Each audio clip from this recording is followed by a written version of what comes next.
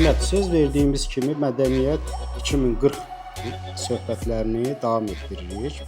Biz ötən söhbətimizdə dedik ki, Qarabağ zəfərindən sonra Azərbaycan cəmiyyəti yeni mərhələyə qədəm qoyub. Belə deyək, təkcə ərazi bütövlüyümüzün tam bərpa olunması deyil, eyni zamanda milli yaddaş, yeni mədəni dəyərlərin və obrazların yaradılması prosesi başlayıb. Ölkə başçısının imzaladığı fundamental sərəncamda bütün bunlar öz əksini tapıb. Yeni obrazlar. İstəyirəm buradan başlayaq. Bu sahədə işlər görülürmü? Başlayaq. Yeni obrazları tapmaq və ya yaratmaq üçün gərək keçirilmiş yolları, son istifadə tarixi keçmiş metodları mötərizəyə salmağa bacarasan. Ürəyinin döyüntüsünü yeni çağın nəbzinə uyğunlaşdıra biləsən. İdeyaların dəyirmi masasına əvvəlki kimi ancaq əcdadların ruhunu yox, birbaşa zamanın öz ruhunu çağıra biləsən. Məncə ən çətini də elə budur. Yəni indiki zamanı tutmaq. Mən elə-belə yerə tapmaq və yaratmağı bir-birindən ayırmadım. Məncə biri var müəllif kimi öz fərdi yaradıcılığında bu axtarışı aparmaq, bu yaratmaq yoludur. Bir də var müəyyən bir təkan, impuls vasitəsilə, məsələn yarışmalar, müsabiqələr vasitəsilə həmin obrazı tapmaq.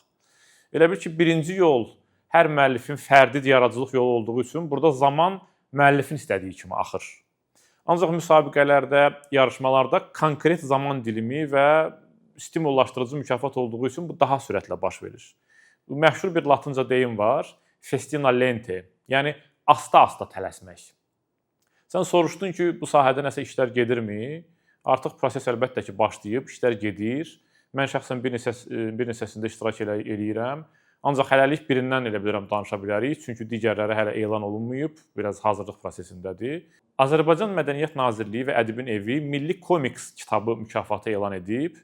Adı da belədir, Mənim Qəhrəmanım. Bugünün gəncləri komiksləri və qrafik hekayələri çox sevirlər. İndiki yeniyetmələri vizuallığı olmayan heç nə ilə maraqlandırmaq olmaz. Gərək onları yaradıcı prosesə cəlb etmək üçün belə vasitələrdən istifadə edək. Bax, bunu da nəzərə alaraq belə bir yarışma elan olunub. Mənim qəhrəmanım adı da ilk baxışdan əslində adam elə gələ bilər ki, yəni çox ənənəvi, pafosa çağıran nəsə bir tələbləri olan yarışmadır, amma qətiyyən belə deyil. Burada nəzərdə tutulan qəhrəman təkcə yaxın və ya uzaq tarixdə olmaya da bilər. Yəni, gənclər qəhrəman kimi hər hansı şəxsi seçə bilərlər. Tutalım, atası, anası, yaxud xəyalında tamamilə sıfırdan yaratdığı, uydurduğu bir qəhrəman. Məncə, yarışmanın ən gözəl tərəfi də budur, yəni təxəyyülə sonsuz sərbəstlik verməyi. Mənim qəhrəmanım müsabiqəsinin şərtləri ilə insanlar Ədibin Evi səhifəsində, eləcə də bizim daha az saytında məlumat ala bilərlər. Mən istəyirəm biz artıq elan edilmiş bu müsabiqənin işığında yenidən qaydaq Mədəniyyət 2040 konsepsiyasına. Konsepsiyanın cəmiyyətimiz üçün şərh olunmalı hansı bəndləri var ki, tutalım elə bu müsabiqə ilə səsləşir? Əlbəttə var. Konsepsiya çərçivəsində həyata keçirilməli dövlət proqramları hissəsi var. Orada 6 istiqamət müəyyənləşdirilib. Onlardan sonuncusu mədəni və yaradıcı sənayelerin inkişafı ilə bağlı bənddir. Bax, bu müsabiqə həmin bəndlə birbaşa səsləşir. Orada nəzərdə tutulur ki, yeni yaradıcı ekosistem qurulmasına xidmət edən layihələr reallaşdırılsın, həyata keçirilsin. Sonra həmişə danışdığımız məsələ var da, Azərbaycan dili müasir rəqəmsal platformalarda daha geniş istifadə olunsun, yeni çağın təcirinə uyğun keyfiyyətlər qazansın. Bax, bunlar da hamısı ora uyğundur.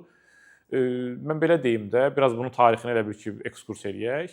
1990-cı illərdən sonra bütün dünyada yeni texnologiyaların yaranması ilə yeni iqtisadi yollar, yeni mədəni kanallar açıldı. Yəni, yaradıcı sənayelerin iqtisadi dəyər yaratmaq potensialı kəşf olundu. Bugün dünyada yaradıcılıq və sənaye, yaxud innovasiya anlayışları bir-birinin içindədir, iç-içədir.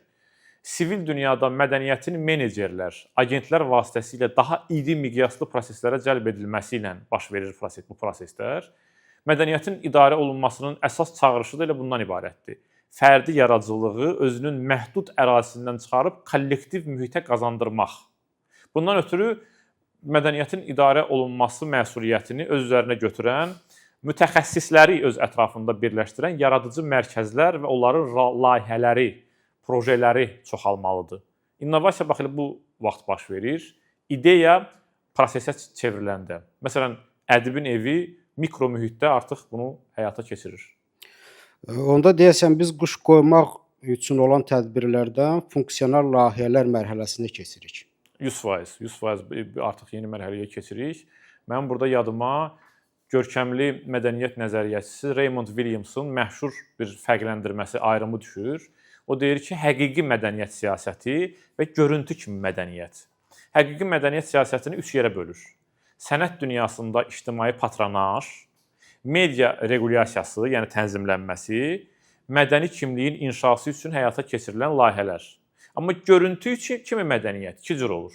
Milli özünü tərif, yəni folkloru həddindən artıq şişirtmək, ancaq keçmişə tost demək, iqtisadi reduksionizm, yəni kəsinti, azalma, mədəniyyətə ayrılan məsələlərdə bu belə bölür. Yəni görüntü kimi olanda da belədir.